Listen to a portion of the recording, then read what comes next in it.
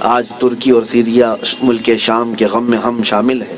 آج ہمیں ان کے لیے استغفار بھی کرنی ہے، ہمیں ان کے لیے دعائیں مغفرت بھی کرنی ہے، ان کے لیے رحم کی بھیک اللہ کی بارگاہ میں مانگنی ہے۔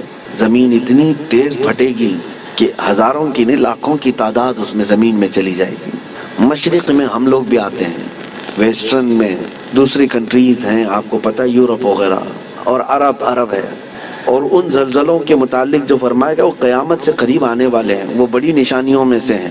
ناظرین حضرات السلام علیکم، حاضر ہوں ایک بار پھر سے ایک نئی ویڈیو کے ساتھ۔ آج کی اس ویڈیو میں آپ کو دکھانے والا ہوں کہ مفتی سلمان اظہری صاحب اپنے بیان میں کہہ رہے ہیں کہ ابھی 3 زلزلے اور آئیں گے، اور وہ زلزلے کہاں آئیں گے اور ان سے کیا ہوگا۔ جی ہاں دوستو، آج کی اس ویڈیو میں آپ دیکھنے والے ہیں کہ ترکی اور سیریا میں آئے زلزلوں کے بعد مفتی سلمان اظہری صاحب کا ایک بیان، جس میں وہ بتا رہے ہیں کہ 3 زلزلے ابھی اور آئیں گے، اور وہ زلزلے کہاں پر آئیں گے اور اس سے کیا نقصان ہوگا، اور وہ زلزلے کب آئیں گے۔ ساتھ ہی اپنے وہ اس بیان میں یہ بھی کہہ رہے ہیں کہ ہمیں استغفار کرنے کی ضرورت ہے، ہمیں اللہ سے توبہ کرنے کی ضرورت ہے کہ اللہ پاک ایسے زلزلوں سے ہماری حفاظت فرمائے۔ وہ زلزلے کب آئیں گے، کہاں آئیں گے اور ان سے کیا ہوگا، جس کے لیے آپ مفتی صاحب کا یہ بیان سنیے۔ تو لیجیے ناظرین حضرات، میں آپ کی پیش نظر کر رہا ہوں آج کی یہ ویڈیو۔ اور ابھی 3 اور بڑے زلزلے آنے والے ہیں، جس کی بشارت میرے آقا صلی اللہ علیہ وسلم نے فرمایا۔ عرب کی سرزمین پر آئے گا، مشرق میں اور مغرب میں، یعنی ایک ایسٹ میں، ایک ویسٹ میں، اور ایک عرب کی سرزمین۔ ایک قیامت سے پہلے 3 بہت بڑے زلزلے آنے والے ہیں، جس میں لاکھوں لوگ دھنس جائیں گے۔ زمین اتنی تیز پھٹے گی کہ ہزاروں کی نہیں لاکھوں کی تعداد اس میں زمین میں چلی جائے گی۔ مشرق میں ہم لوگ بھی آتے ہیں، ویسٹرن میں دوسری کنٹریز ہیں، آپ کو پتہ یورپ وغیرہ، اور عرب ہے، اور ان زلزلوں کے متعلق جو فرمایا گیا وہ قیامت سے قریب آنے والے ہیں، وہ بڑی نشانیوں میں سے ہیں۔ اور ان عذابات میں جو گرفتار ہو گئے، اللہ کی پناہ، اللہ کی پناہ، کوئی دنیا کی طاقت انہیں نہیں بچا پاتی، کوئی دنیا کی طاقت انہیں روک نہیں سکتی۔ اسی لیے آج میں یہ میسج دینا چاہ رہا تھا کہ کثرت سے استغفار میں لگ جائیں، جتنا زیادہ ہو سکے، صرف اپنے لیے نہیں، اپنے بھائیوں کے لیے۔ سورہ انفال 9 پارے میں اللہ تعالیٰ فرماتا ہے وَمَا كَانَ اللَّهُ لِيُعَذِّبَهُمْ وَأَنْتَ فِيهِمْ وَمَا كَانَ اللَّهُ مُعَذِّبَهُمْ وَهُمْ يَسْتَغْفِرُونَ۔ آیت ہے، اللہ فرماتا ہے اللہ اس قوم کو عذاب نہیں دے گا اس لیے کہ اے محبوب آپ ان کے بیچ میں ہیں۔ ایک ذریعہ یہ ہے۔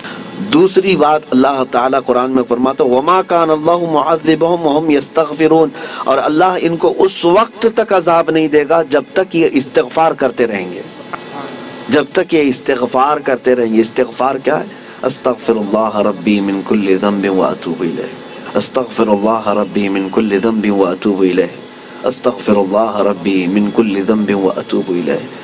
میرے عزیزو، کثرت سے استغفار کرو۔ اور اسی کو میں نے بہت پہلے کورونا کی جب ابتدائی حالات تھے، اس وقت میں نے ایک اپنے چھوٹے سے میسج میں بیان میں نشر کیا تھا کہ اللہ کے حبیب صلی اللہ تعالیٰ علیہ وسلم نے ارشاد فرمایا کہ یہ عذاب الہی کی نشانیاں ہیں، استغفار کرو، اور جب تک استغفار کرتے رہو گے اللہ اس عذاب میں مبتلا نہیں کرے گا۔ آج کہیں کسی پڑوس کے گھر پر آگ لگی ہو تو اس کی چنگاریاں تمہارے گھر کو بھی جلا سکتی ہیں۔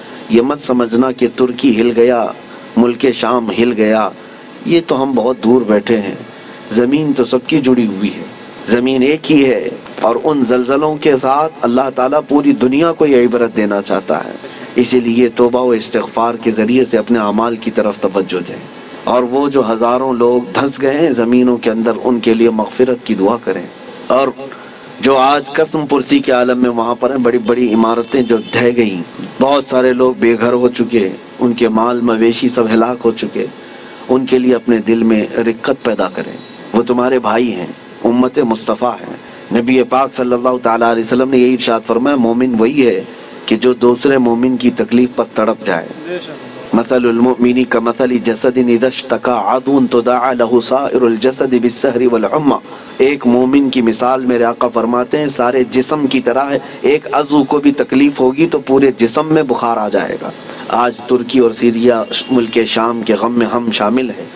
آج ہمیں ان کے لیے استغفار بھی کرنی ہے، ہمیں ان کے لیے دعائیں مغفرت بھی کرنی ہے، ان کے لیے رحم کی بھیک اللہ کی بارگاہ میں مانگنی ہے۔